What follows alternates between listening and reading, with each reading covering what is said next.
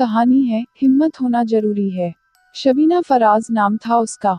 मेरे साथ क्लास 12 की केमिस्ट्री कोचिंग अटेंड करती थी। कोई खास दोस्ती नहीं थी, बस हल्की फुल्की बातचीत होती थी। 6-7 महीने का साथ था बस। क्लास 12 बोर्ड एग्जाम के रिजल्ट आने से पहले ही उसकी शादी हो गई थी। उसके बाद न वो कभी मिली और न ही उससे कभी कोई बात हुई। लेकिन 15 साल बाद, कुछ 3-4 महीने पहले मेरे फेसबुक अकाउंट में शबीना नाम से एक मैसेज पड़ा दिखा। नाम उसका ऐसा था कि फौरन याद आ गया। चैट हुई और फोन नंबर एक्सचेंज हुए। पहले तो क्या करा इतने सालों में, किस किस से टच में हो, इस टाइप की औपचारिक बातचीत हुई। फिर मैंने उससे पूछा कि मुझे उसने कैसे और क्यों ढूंढा। हाँ, मैंने क्यों भी पूछ लिया क्योंकि मैं तो उसे बिल्कुल न ढूंढता। मुझे तो उसकी इतने सालों में याद तक न आई। और मुझे तो कोई वजह भी नहीं समझ आई कि आखिर उसने 15 साल बाद मुझे क्यों ढूंढा। न ऐसी कोई खास दोस्ती थी और न कोई सोशल कनेक्शन। प्यार, इश्क, मोहब्बत एंगेल भी होने की उम्मीद नहीं थी क्योंकि उसकी तो तब ही शादी हो गई थी। इनफैक्ट वो तो बहुत खुश थी शादी को लेकर। खैर, असली कहानी अब शुरू होती है। मेरे क्यों के जवाब में उसने कहा, मैंने तुम्हें सॉरी और थैंक यू कहने के लिए ढूंढा है। शबीना ने मुझे हैरान कर दिया। और मैंने हैरानगी साफ जाहिर करते हुए बोला, मगर क्यों, किस बात के लिए भाई। एक गहरी सांस लेकर वो बोली, जब मेरी शादी तय हुई थी और मैंने क्लास में सबको बताया था तो एक तुम ही थे जिसने मुझे कांग्रेचुलेट नहीं करा। और इनफैक्ट बड़े रूखे अंदाज में मुझे बोला था गलत कर रही हो, इतनी जल्दी शादी करके पछताओगी। मायूस आवाज में वो आगे बोली, उस वक्त तुम पर बहुत गुस्सा आया था। दिल कर रहा था एक थप्पड़ मार दूं जो तुम इतने बड़े एक्टिविस्ट बने फिर रहे थे। तुम वैसे भी बहुत स्ट्रेट फॉरवर्ड थे और किसी भी बात को बोलने में चूकते नहीं थे। कुछ रिवॉल्यूशनरी टाइप बनते थे तुम। तुम्हारी इस बात से मुझे और चिढ़ होती थी। और जब तुमने मेरे मुंह पर इतना सब बोल दिया तो मेरा खून खौला था। But I was too happy to take note of what you said. And I ignored you and what you said. उसके ये बताने के बाद मुझे ऐसा कुछ याद तो नहीं आया। लेकिन ये जानकर बहुत ताज्जुब हुआ कि ये लड़की तब तो बिल्कुल नॉर्मल तरीके से बात करती थी। लेकिन जरा देखो तो अंदर ही अंदर मेरे बारे में क्या क्या सोचती थी और मुझसे चिढ़ती भी थी। मुझे समझ नहीं आ रहा था कि ये मेरी बुराई कर रही है कि तारीफ। लेकिन फिर सोचा कि इस वक्त इस बात पर बहस क्या करी जाए, क्योंकि वैसे भी मेरे लिए उसकी मेरे बारे में राय मैटर नहीं करती थी। मैंने बोला, अच्छा आगे तो बताओ। थैंक्स और सॉरी किस बात का। तुमने सही कहा था, इसलिए थैंक्स और तुम्हारी बात को तवज्जो नहीं दी, इसलिए सॉरी। बात फोन पर हो रही थी, लेकिन उसकी आवाज में आए उतार से मैं समझ पा रहा था कि वो या तो रो रही है या रोने वाली है। मुझे एक अजीब सी असहजता लगी। शबीना को लेकर पूरी इमेज और थॉट प्रोसेस पलट गया था अब। लेकिन खुद को संभालते हुए मैंने बोला, I hope all is well between you and your husband.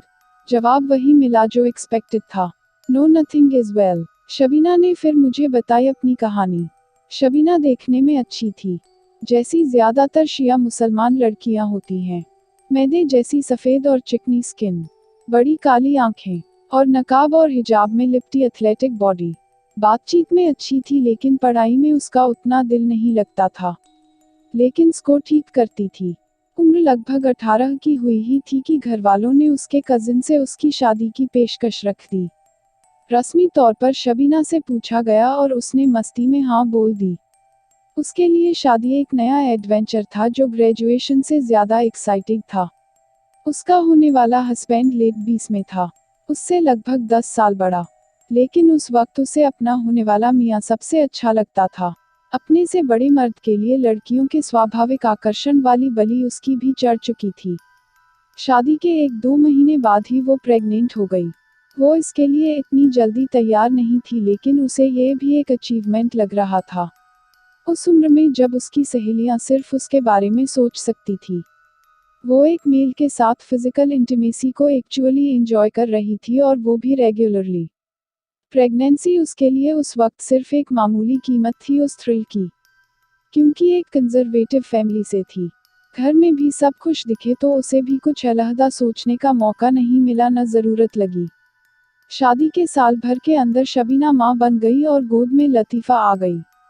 लेकिन अब जो करवट उसकी जिंदगी ने ली, उसके लिए शबीना तैयार नहीं थी। माँ बनते ही उसके अंदर की लड़की मर गई और उसकी सालों पुरानी नींद टूटी। बेटी का बाप बनते ही उसके मियाँ का रवैया उसके लिए एकदम बदल गया। एकदम से बेगानापन, जो मियाँ दिन भर उससे चिपका रहता था, वो दूर रहने लगा। शबीना ने पूरी कोशिश करी कि हालात सुधर जाएं, लेकिन हालात बद से बदतर होते रहे। सास ससुर भी न जाने क्यों उस मासूम बच्ची से और उसकी माँ से खफा थे। 6 साल शबीना ने किसी तरह से ससुराल में काटे और उस दौरान अपना ग्रेजुएशन पूरा करा। इस दौरान उसे पता चला कि उसका शौहर किसी और औरत से शादी कर चुका है, या शायद लिव इन अरेंजमेंट में रह रहा है उसी शहर में। तो उसके सब्र का बांध टूटने सा लगा। लेकिन शबीना को उम्मीद इस बात की थी कि उसका मियाँ वापस आएगा। खैर, जज्बातों की इस आंधी से बचने के लिए वो अपने माँ बाप के पास वापस आ गई, और पिछले लगभग 8-9 साल से उन्हीं के साथ है। लतीफ़ा अब शहर के एक अच्छे स्कूल में 11 में पढ़ रही है। उसके पापा कभी कभी उससे मिलने आते हैं उसकी नानी के घर, लेकिन वो अपने पापा को पसंद नहीं करती। इधर शबीना मायके आने के 2 साल बाद एक स्कूल में पढ़ाने लगी। रहती जरूर माँ बाप के साथ है, लेकिन फाइनेंशियली इंडिपेंडेंट है। स्वभाव से इतनी रूखी हो गई है कि माँ बाप भी उसे कुछ नहीं बोलते और बस रहने देते हैं जैसे वो रहना चाहे। अपना और बेटी का खर्चा खुद उठाती है। उसके हस्बैंड ने न अभी उसे तलाक दिया, न दूसरी से शादी करी, और न ही शबीना को वापस बुलाता है। लोग बोलते हैं कि उसका मियाँ अब एकदम चुप हो गया है, न अलग होने को हाँ कहता है न साथ रहने को। शबीना ने मुझे जिस विश्वास से ये सब बताया, मुझे पहले तो बहुत दुख हुआ, लेकिन फिर मुझे ये अपना फर्ज लगा कि मुझे उसकी मदद करनी चाहिए, क्योंकि उसने मुझ पर भरोसा करा है। मैं कैसे मदद कर सकता हूँ शबीना? प्लीज बताओ। I will be more than happy to help you. As usual जो दिमाग में आया वो बोल दिया। क्या मदद करोगे तुम मेरी यार? बस एक फ्रेंड ने बोला था कि जिंदगी में जिस जिसको थैंक यू न बोल पाए हो उसे बोल दो, और जिस जिसका तुमने दिल दुखाया हो उसे सॉरी बोलो, तब शायद तुम्हारी ये परेशानी दूर हो।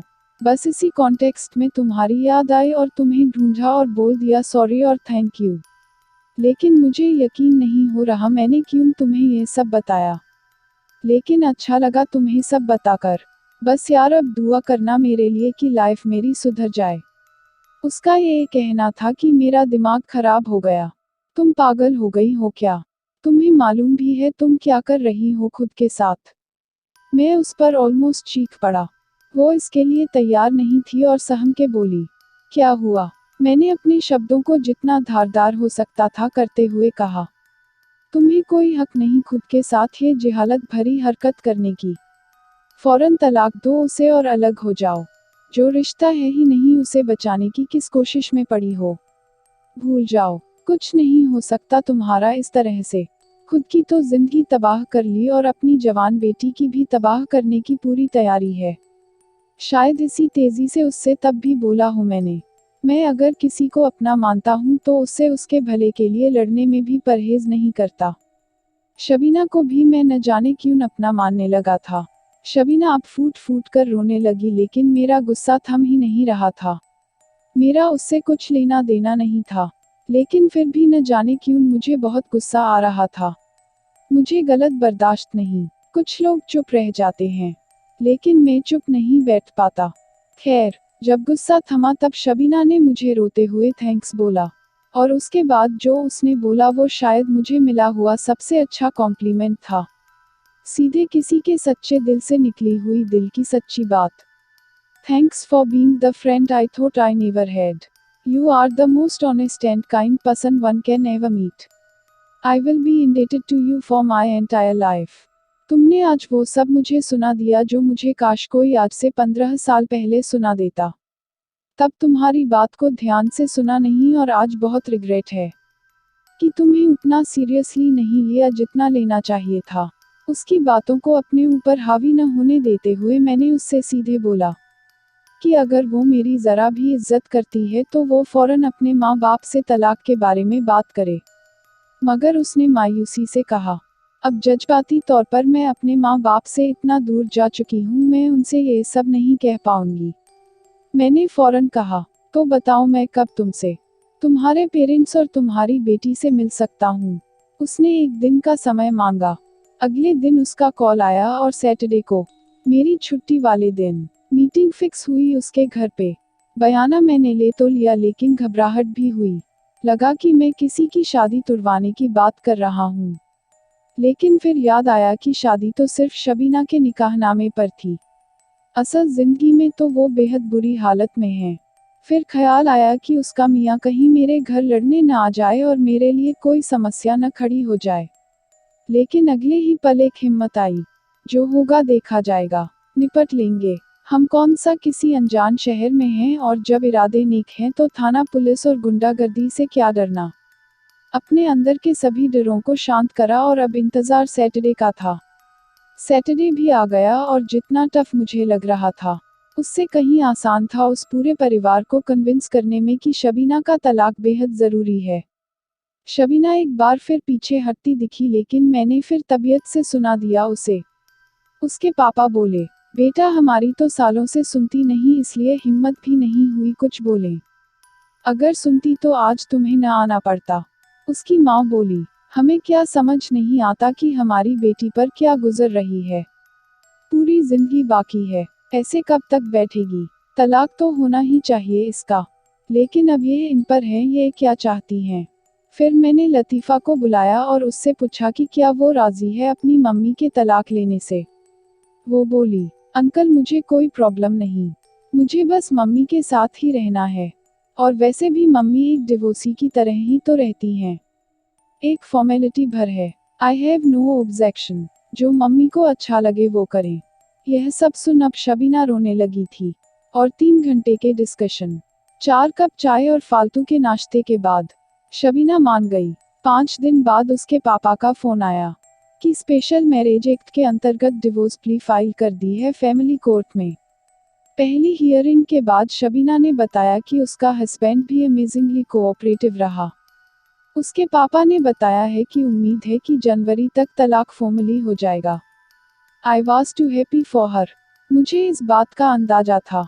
प्रॉब्लम इतनी बड़ी थी नहीं जितना उसने उसे बना रखा था। शबीना का डर, हिम्मत की कमी, समाज को फेस करने का जिगर, इन सब का सलूशन उसके अंदर ही था। मैंने उसे कुछ नया नहीं बताया लेकिन शायद तब बताया जब उसे उसकी सबसे ज्यादा जरूरत थी। और शायद इसीलिए वो मेरे लिए इतनी थैंकफुल थी। इंग्लिश में एक फ्रेज है, if you try you might get what you want, if you don't you don't. Shabina शायद अब ये समझ गई थी।